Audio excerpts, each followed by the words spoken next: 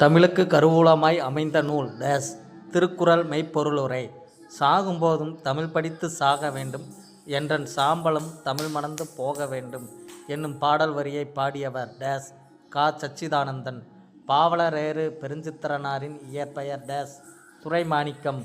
பாவலரேறு பெருஞ்சித்தனார் உலகமெங்கும் தமிழ் உணர்வை பரப்பிய இதழ்கள் டேஸ் தென்மொழி தமிழ்ச்சிட்டு நாடும் மொழியும் நமதிரு கண்கள் என்று கூறியவர் பாரதியார். மொழி ஞாயிறு என்று அழைக்கப்படுபவர் டேஸ் பாவாணர். ஒரு நாட்டின் வளமும் அங்கு வழங்கும் சொற்களின் வளமும் தொடர்புடையன என்று கூறியவர் டேஸ் பாவாணர். உலகத்திலேயே ஒரு மொழிக்காக உலக மாநாடு நடத்திய முதல் நாடு டேஸ் மலேசியா.